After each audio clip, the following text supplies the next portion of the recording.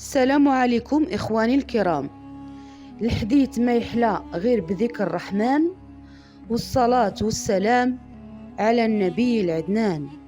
في واحد القبيلة عربية اللي كانت مشهورة بالسرقة وقطع الطريق، وسط الناس عامرة قلوبهم بالغفلة وحب الدنيا، كان واحد الراجل مختلف تماما عليهم، في قلبه الرحمة وكيبغي الخير للناس، وكيتصدق على الفقراء والمساكين على قدر الاستطاعة ديالو. كانت سميتو جندب بن جنادة الغفاري من قبيلة غفار، واللي غادي يعرفوا التاريخ من بعد بأبو ذر الغفاري، لأن أبو ذر كانت هي الكنية ديالو أو اللقب اللي معروف به في القبيلة ديالو. من صغرو وهو ما كانش كيرتاح لعبادة الأصنام، وكان قلبه كيبحث على شي إله حقيقي قوي وعظيم. ونهار سمع بخبر واحد الراجل في مكة كيدعي الناس يعبدوا الله وحده لا شريك له، ما ترددش وشد الطريق بوحده وهو متخبي وما كيعرف حتى واحد. ومنين وصل لمكة بدا كيسول على بيت سيدنا محمد صلى الله عليه وسلم، وحتى واحد ما بغى يدلو عليه، حتى لقى سيدنا علي بن أبي طالب رضي الله عنه اللي خداه عند النبي صلى الله عليه وسلم باش يسمع الكلام الحق اللي كيقلب عليه القلب ديالو من صغرو.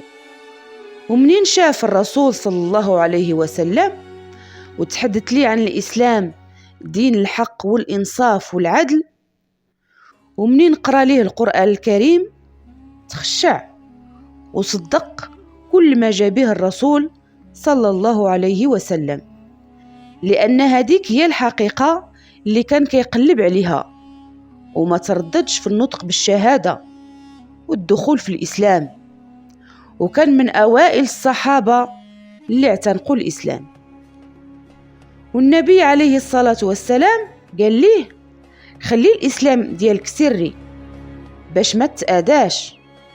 ولكن أبو ذر جاوبه وقال ليه والله ما نخبي الحق، وخرج قدام الكعبة وصدح بالشهادة ديالو، والمشركين ما ترددوش وهجموا عليه وضربوه حتى سال الدم ديالو. ولكن عمر بن الخطاب رضي الله عنه تدخل وفكو من بين يدي الكفار وقال لهم خليوه راه من قبيلة غفار. وكان عمر ديك الساعة مازال ما دخلش في الإسلام، ولكن كان معروف بالبطولة والشهامة حتى قبل ما يجي الإسلام. ومن بعد أمر الرسول عليه الصلاة والسلام باش يرجع للقبيلة ديالو ويدعيهم للدخول في الإسلام. وفعلا داكشي اللي دار، سمع الكلام الرسول صلى الله عليه وسلم وانطلق للقبيلة ديالو وبدا كيدعيهم للإسلام، حتى تمكن أنه يدخل عدد كبير من الناس ديال قبيلة غفار للإسلام، إلا القليل اللي تعكسوا في البداية ولكن من بعد آمنوا. وأصبحت قبيلة أبو ذر كلها تعتنق الإسلام بفضل الصبر والحلم ديالو. ومنين سمع الرسول صلى الله عليه وسلم بخبر إسلام قبيلة غفار كلها فرح وقال عليه الصلاة والسلام غفار غفر الله لها. ومن ذاك الوقت وأبو ذر كيعيش في القبيلة ديالو بسلام وطمأنينة، كيعلمهم القرآن والعبادة والتعاليم ديال الإسلام الحنيف.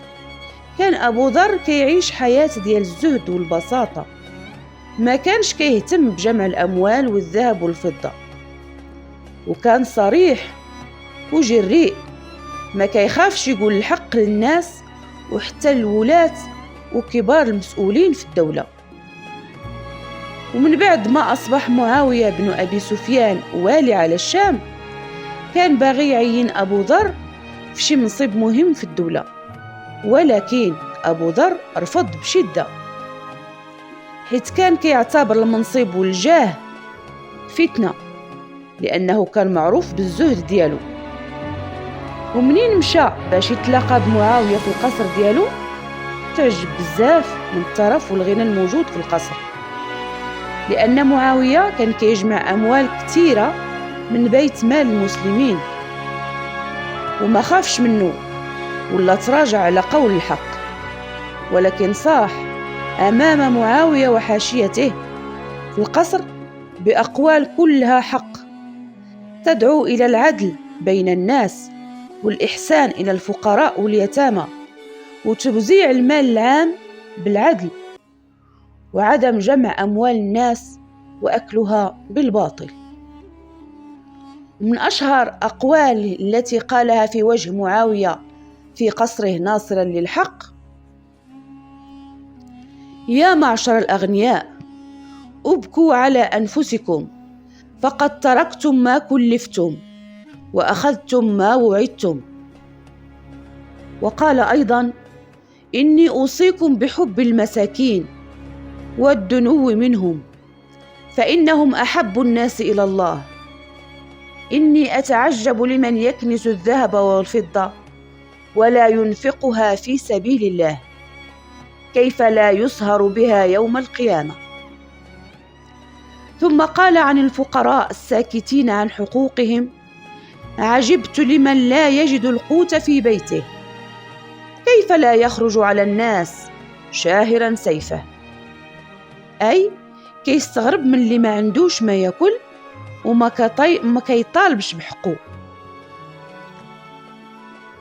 إذن من هنا، من هاد المعارضة ديالو المعاوية والولاة الظلم والجور وأكل أموال الفقراء، بدا معاوية كيشوف فيه متعجب من القوة ديالو ديال أبو ذر وشجاعته في قول الحق، وخاف أنه يقدر يقوي عليه الناس ويشكل خطر عليه، وأمر بنفيه إلى الربذة، وهي قرية صغيرة بالصحراء بعيدة عن المدن الكبرى في زمن الصحابة. وتم عاش هو ومراته فقير وبعيد عن الناس حتى مات بوحده. وفي ذلك صدق لقوله صلى الله عليه وسلم في أبو ذر: يرحم الله أبا ذر، يمشي وحده ويموت وحده ويبعث يوم القيامة وحده. وفعلا عاش ومات بوحده بعيد على الناس، ولكن خلد التاريخ اسمه كرمز للصدق والزهد والجرأة والشجاعة في قول الحق. إذا شفتوا كيفاش أن قصة أبو ذر كتعلمنا الزهد، الصدق، الشجاعة، كذلك العدل والصبر والتمسك بالقيم والمبادئ بلا خوف من السلطة ولا المال. وهو كان بإمكانه يعيش والي ولا مسؤول كبير في الدولة ويعيش غني في القصور والترف، ولكن رفض، حيث عارف أن قيمة الإنسان الحقيقية تتجلى في ميزان ربه الذي لا يملأه إلا العدل والمساواة والإحسان والصدق. فلنكن صادقين مع الله في السر والعلانية وفي الشدة والرخاء. والسلام عليكم ورحمة الله.